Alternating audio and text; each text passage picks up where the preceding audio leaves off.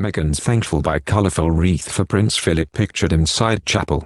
The Duchess' purple flowers were carefully selected. The Duchess of Sussex may not have been able to attend Prince Philip's funeral on Saturday, but she still ensured she paid tribute to the royal with a very colourful wreath. Meghan was advised against travelling by her daughter due to her pregnancy, but she watched the funeral service from her home in Montecito and her wreath was certainly easy to spot. Several stunning white wreaths from the royal family were pictured lying against the pews inside St. George's Chapel.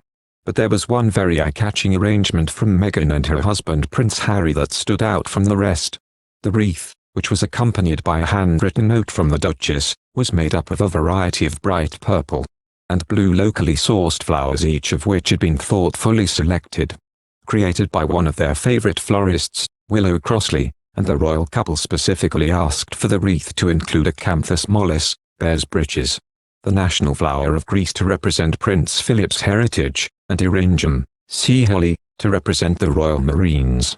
The wreath also featured campanula to represent gratitude and everlasting love, rosemary to signify remembrance, lavender for devotion, and roses in honour of June being Philip's birth month. Willow Crossley also did the flower arrangements for the couple's evening wedding reception in Frogmore Gardens in 2018, their son Archie's christening in 2019, and the launch event for the Hub Community Cookbook at Kensington Palace. Prince Harry was one of only 30 guests in attendance at the funeral, due to the pandemic. He flew from America to the UK last week and has been self-isolating at Frogmore Cottage ahead of the service, while Meghan stayed at their home in Santa Barbara, California with their one-year-old son Archie Harrison.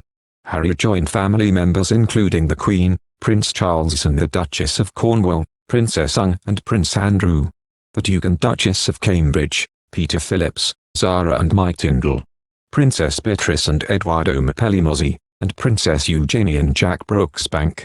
In a heartbreaking touch, Philip is thought to be the last person who called by her childhood nickname. Queen Elizabeth honoured her late husband Prince Philip with a personal touch.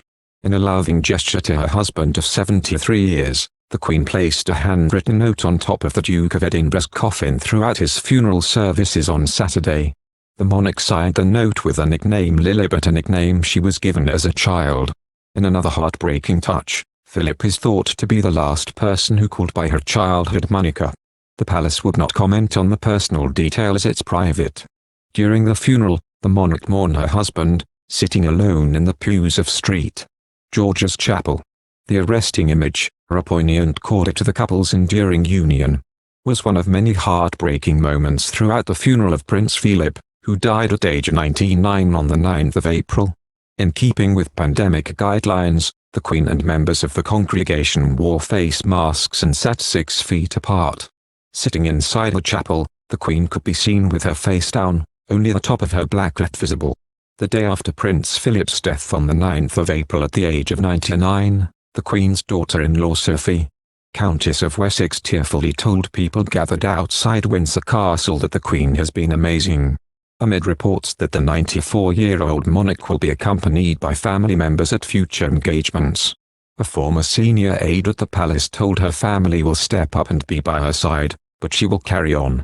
She understands that she has a job to do, and Philip would have wanted her to crack on. She did do so when he retired from public life. She will never abdicate because of duty and honor, and public service is so deep in her, as it was for him, added a close royal insider. Queen Elizabeth attended her first royal engagement since Prince Philip's death at the age of 99. The monarch, who turns 95 this month, hosted a retirement ceremony Tuesday at Windsor Castle in honor of Earl Peel, who stepped down as Lord Chamberlain a week before Prince Philip died, according to the court circular. The Earl Peel had an audience of the Queen today, delivered up his wand and insignia of office as Lord Chamberlain, and the badge of Chancellor of the Royal Victorian Order, and took leave upon relinquishing his appointment as Lord Chamberlain, when Her Majesty invested him with the Royal Victorian chain, the daily record of public duties of the British monarchy says. Thank you for watching. If you like our video, would you please help us like, share and subscribe our channel. Wish you happy to see our videos. Thank you very much.